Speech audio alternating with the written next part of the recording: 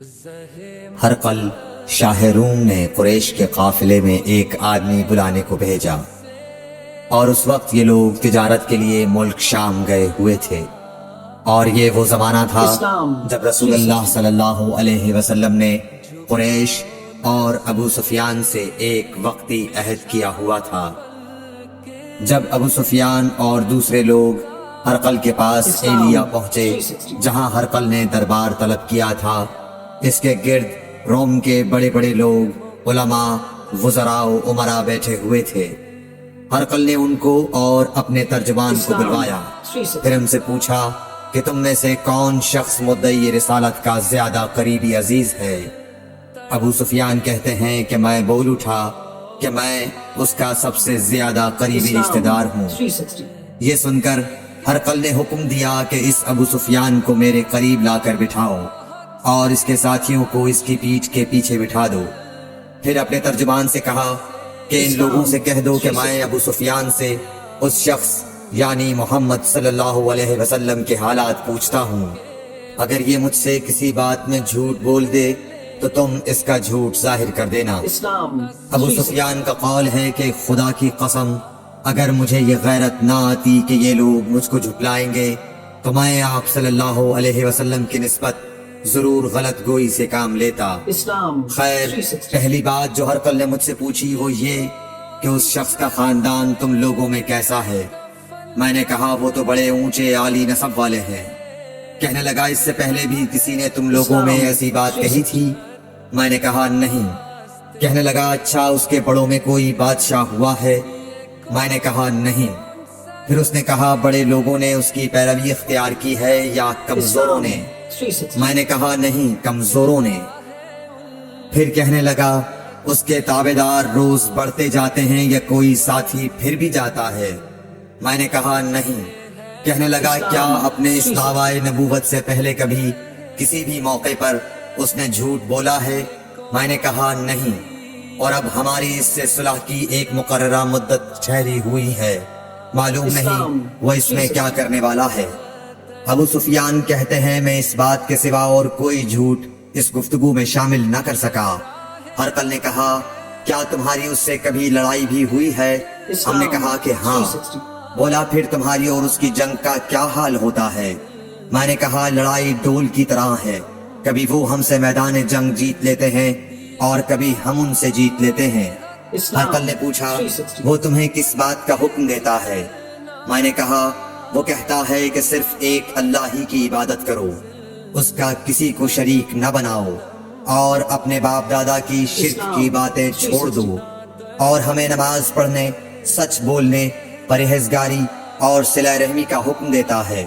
یہ سب سن کر پھر ہرقل نے اپنے ترجمان سے کہا کہ ابو سفیان سے کہہ دے کہ میں نے تم سے اس کا نسب پوچھا تو تم نے کہا کہ وہ ہم سے عالی نسب ہے، اور پیغمبر اپنی قوم میں عالی نسب ہی بھیجے جایا کرتے ہیں۔ میں نے تم سے پوچھا کہ دعوی نبوت کی یہ بات تمہارے اندر اس سے پہلے کسی اور نے بھی کہی تھی تو تم نے جواب دیا کہ نہیں۔ تب میں نے اپنے دل میں کہا کہ اگر یہ بات اس سے پہلے کسی اور نے کہی ہوتی تو میں سمجھتا کہ اس شخص نے بھی اسی بات کی تقلید کی ہے جو پہلے کہی جا چکی ہے۔ میں نے تم سے پوچھا کہ اس کے بڑوں میں کوئی بادشاہ بھی گزرا ہے تو تم نے کہا کہ نہیں۔ تو میں نے دل میں کہا کہ ان کے بزرگوں میں سے کوئی بادشاہ ہوا ہوگا تو کہہ دوں گا کہ وہ شخص اس بہانے اپنے آباء و اجداد کی بادشاہت اور ان کا ملک دوبارہ حاصل کرنا چاہتا ہے۔ اور میں نے تم سے پوچھا کہ اس بات کے کہنے یعنی پیغمبری کا دعویٰ کرنے سے پہلے تم نے کبھی اس کو دروغ گوئی کا الزام لگایا ہے؟ تم نے کہا کہ نہیں۔ تو میں نے سمجھ لیا کہ جو شخص آدمیوں کے ساتھ دروغ گوئی سے بچے وہ اللہ کے بارے میں کیسے جھوٹی بات کہہ سکتا ہے۔ اور میں نے تم سے پوچھا کہ بڑے لوگ اس کے پیرو ہوتے ہیں یا کمزور آدمی؟ تم نے کہا کمزوروں نے اس کی اتباع کی ہے۔ تو دراصل یہی لوگ پیغمبروں کے متبعین ہوتے ہیں۔ اور میں نے تم سے پوچھا کہ اس کے ساتھی بڑھ رہے ہیں یا کم ہو رہے ہیں؟ تم نے کہا کہ وہ بڑھ رہے ہیں، اور ایمان کی کیفیت یہی ہوتی ہے حتیٰ کہ وہ کامل ہو جاتا ہے۔ اور میں نے تم سے پوچھا کہ آیا کوئی شخص اس کے دین سے ناخوش ہو کر مرتد بھی ہو جاتا ہے؟ تم نے کہا نہیں۔ تو ایمان کی خاصیت بھی یہی ہے، جن کے دلوں میں اس کی مسرت رچ بس جائے وہ اس سے لوٹا نہیں کرتے۔ اور میں نے تم سے پوچھا کہ آیا وہ کبھی عہد شکنی کرتے ہیں؟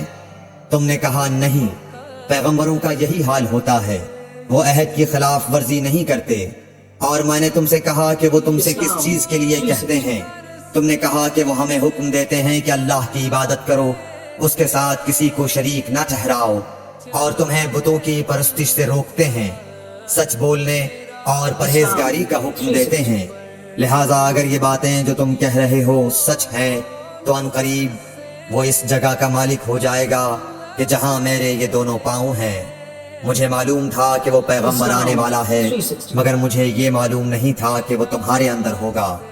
اگر میں جانتا کہ اس تک پہنچ سکوں گا تو اس سے ملنے کے لیے ہر تکلیف گوارا کرتا۔ اگر میں اس کے پاس ہوتا تو اس کے پاؤں دھوتا۔ ہرقل نے رسول اللہ صلی اللہ علیہ وسلم کا وہ خط منگایا جو آپ نے وحیہ کلبی رضی اللہ تعالیٰ عنہ کے ذریعے حاکم بصرہ کے پاس بھیجا تھا، اور اس نے وہ ہرقل کے پاس بھیج دیا تھا۔ پھر اس کو پڑھا تو اس میں لکھا تھا، اللہ کے نام کے ساتھ جو نہایت مہربان اور رحم والا ہے۔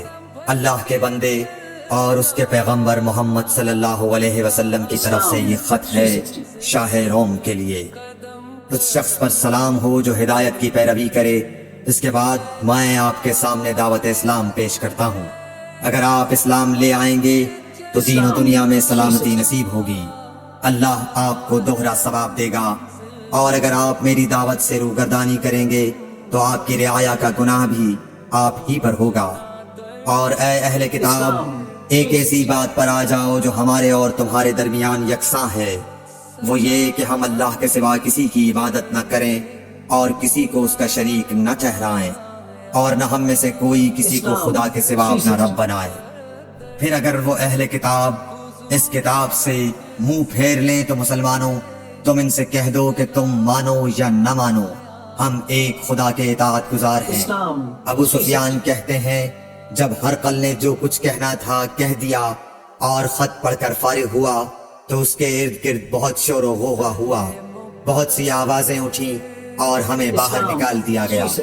تب میں نے اپنے ساتھیوں سے کہا کہ ابو کبشہ کے بیٹے حضرت صلی اللہ علیہ وسلم کا معاملہ تو بہت بڑھ گیا، دیکھو تو اس سے بنی اصفر روم کا بادشاہ بھی ڈرتا ہے۔ مجھے اس وقت سے اس بات کا یقین ہو گیا کہ حضور صلی اللہ علیہ وسلم ان قریب غالب ہو کر رہیں گے، حتیٰ کہ اللہ نے مجھے مسلمان کر دیا۔ راوی کا بیان ہے کہ ابن ناطور ایلیا کا حاکم ہرقل کا مصاحب اور شام کے نصارہ کا لاٹ پادری بیان کرتا تھا کہ ہرقل جب ایلیا آیا ایک دن صبح کو پریشان اٹھا تو اس کے درباریوں نے دریافت کیا کہ آج ہم آپ کی حالت بدلی ہوئی پاتے ہیں، کیا وجہ ہے؟ ابن ناطور کا بیان ہے کہ ہرقل نجومی تھا، علم نجوم میں وہ پوری مہارت رکھتا تھا۔ اس نے اپنے ہم نشینوں کو بتایا کہ میں نے آج رات ستاروں پر نظر ڈالی تو دیکھا کہ ختنہ کرنے والوں کا بادشاہ ہمارے ملک پر غالب آ گیا ہے، بھلا اس زمانے میں کون لوگ ختنہ کرتے ہیں؟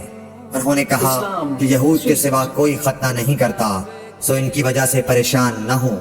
سلطنت کے تمام شہروں میں یہ حکم لکھ بھیجیے کہ وہاں جتنے یہودی ہوں سب قتل کر دیے جائیں۔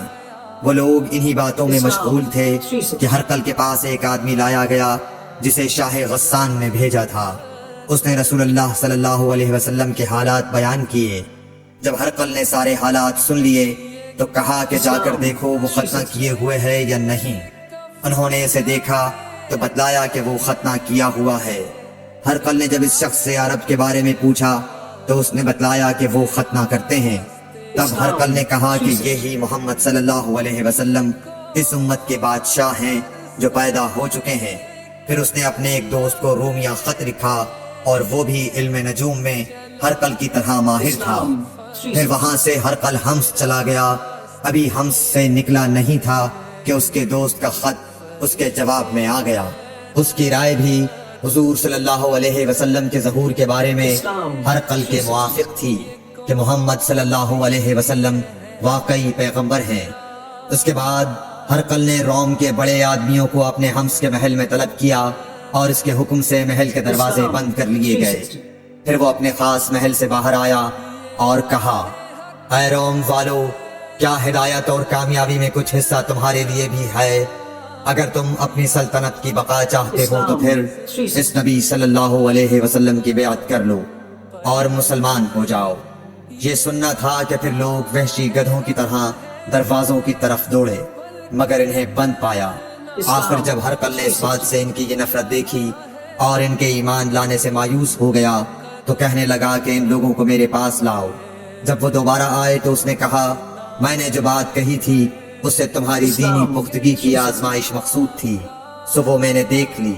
تب یہ بات سن کر وہ سب کے سب اس کے سامنے سجدے میں گر پڑے اور اس سے خوش ہو گئے۔ بالآخر ہرقل کی آخری حالت یہی رہی۔ صحیح بخاری حدیث نمبر 7۔